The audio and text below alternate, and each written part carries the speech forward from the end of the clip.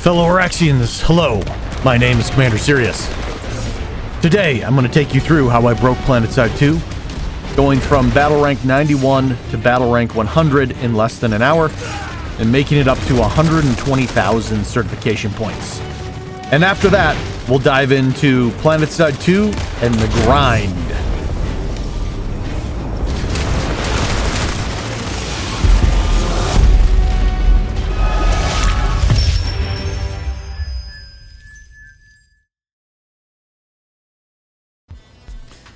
So soldiers, here's what it comes down to. We got all our implants and we unlocked everything we could. So there hasn't been a reason to turn in missions from the mission system. The mission system had become the bank where you're trying to prepare yourself for future patches. So I had stockpiled 229 pages worth of missions, 3 missions per page. That's about 700 turn-ins ready to go. And then we got the news that that feature of the mission system was being depreciated. Missions would instantly redeem, and if you hadn't redeemed any of them, you couldn't do it anymore. And so one fateful day we were stuck. It was time to collect on all these hoarded missions. Let's see just how many certs and battle ranks we can rack up in just under an hour. One thing to keep in mind here is missions aren't just getting certs and experience. There's also A7, there's also ISO, but A7 and ISO are hard capped. Certifications are not. You can push it over 50,000 for things like mission turn-ins and Araxiums. Okay, here we go. Warp speed. We are running about a 500% experience boost, double XP weekend, multiple boosts, some squad boosts, and membership. Please do let me know down in the comments if it's just me that hoarded missions or if there were other people that had a lot to turn in. And if you want more tips, tricks, and training on how to maximize your cert gain, please go ahead and hit that subscribe and like button, and I will do a few more videos on that in the future. There's a lot you can do even without boosts and memberships that can really grow your character quickly.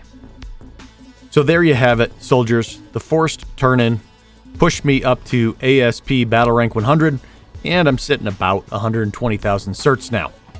So while we're on the topic, I want to talk a little bit about the grind. There have been a lot of complaints over the last 10 years about Planetside 2's grind. Some of the biggest complaints came when REL released the updated implant system. The numbers it took to unlock these things was extremely daunting.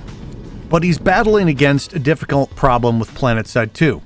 There's no real expansions.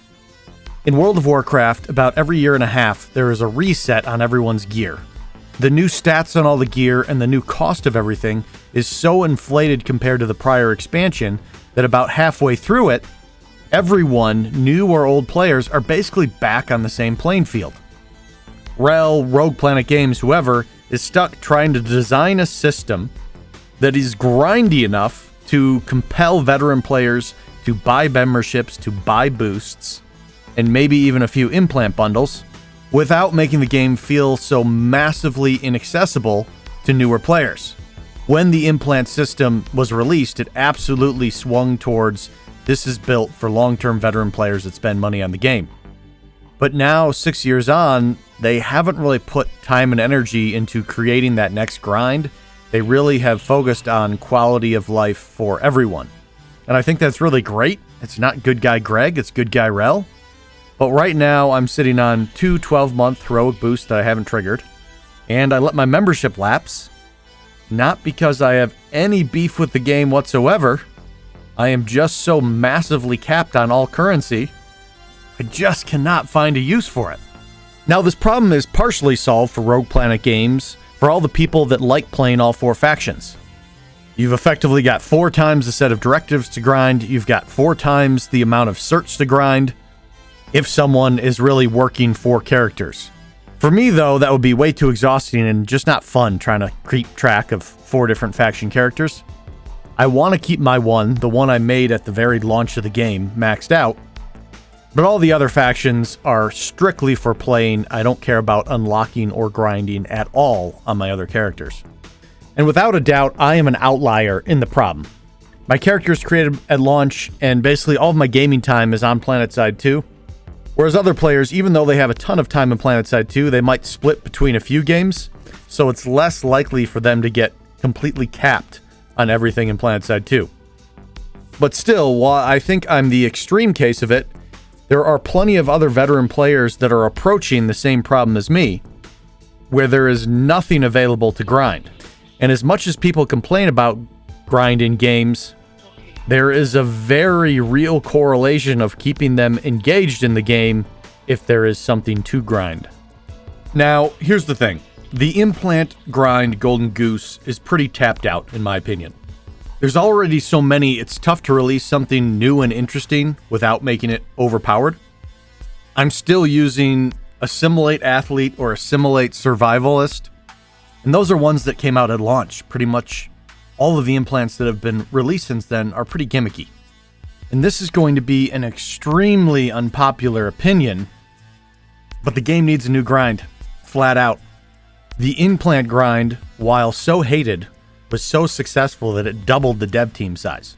Planetside 2 was able to skate by for a while on the coattails of the Planetside Arena push, but it's back to that phase where it has to figure out how to fend for itself financially. I've seen a few posts on the subreddit recently for some good ideas on the topic. One recently from 4Rye. I'll throw that link down in the comments. And I'm about to share my idea for it, but my perspective is very skewed, being so capped on stuff. I would really love to hear your perspective on it, and especially what stage you are in the game. That is, if you're a new player, kind of less than 200 hours. If you're a moderate player, I'd say that goes up to 1,000 hours. And if you're a veteran player, where you're the 1,000 hour mark, or a super veteran, probably capped on everything, 10,000 hours plus. My idea for the next grind in Planetside 2 is weapon crafting. People love character customization. They want to be able to play the game their way. I think that's why implants were so successful in spite of how grindy they were. It made you feel like you weren't just locked to basic infantry classes. You could customize and specialize enough in each loadout that you got some variety. And I think this is another reason the Arsenal update was so successful. And sorry, I got to correct an error here. I attributed the Arsenal update's population boost to Osher. I was surprised myself looking at the charts, like Osher was such a tepid reception, how could have increased the pop that much? But anyways, Osher was like a 10% boost, the Arsenal update was a 42% boost. And the Arsenal update was probably a lot less work. But what it brought on was an increased amount of character customization. What it lacked, though, was stuff to grind.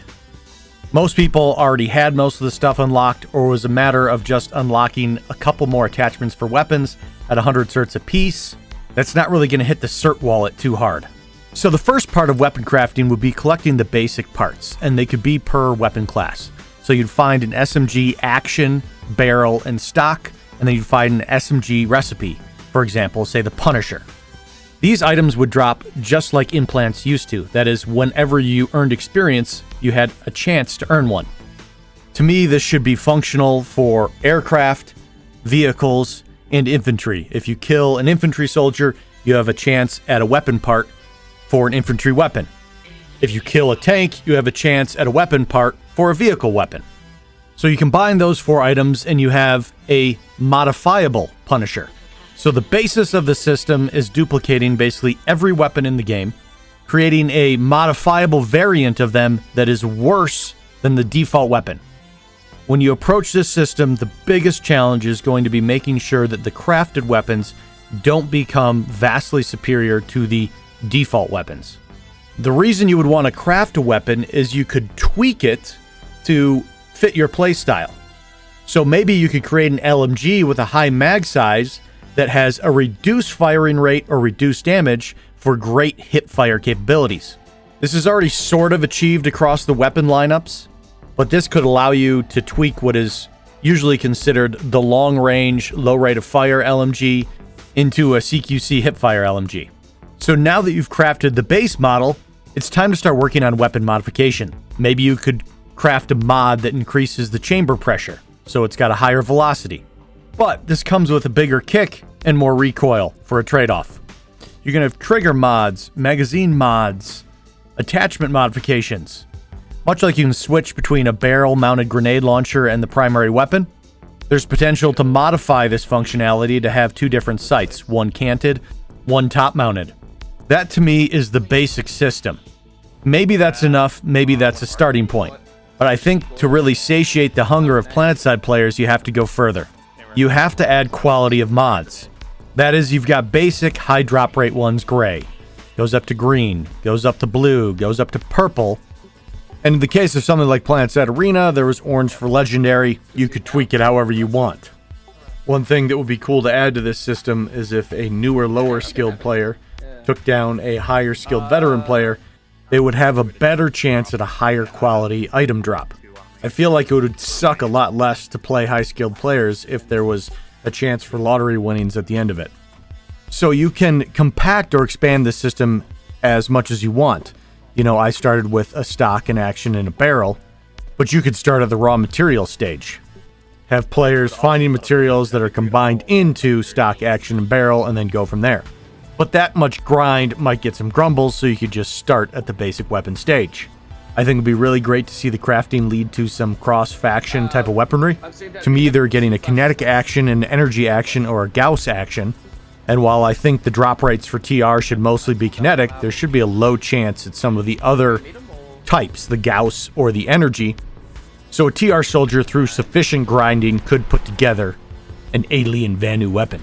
You could sync Certs or A7 or ISO for that matter in the system by either require them as part of combines, or they could be used to buy parts of the recipe. So you've created more reason to fight.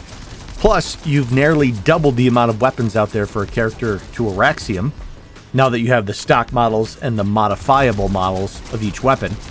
And you've opened the door to an in-game economy. Something where you could trade weapons to a newer player, you could trade other players for parts and pieces, or you could buy and sell weapons for in-game currency. The challenge right now is character growth is finite and linear. We spent all this time sorting out all these useless abilities on vehicles. We've even spent time sorting out other factions, scopes, and rail attachments, and anything our certs could get their hands on. For the most advanced players, character progression is no longer available. And Planetside 2 is due for the next thing to grind to. That'll be it for now, soldiers. I'm Commander Cyrious, and until next time, I will see you Planetside.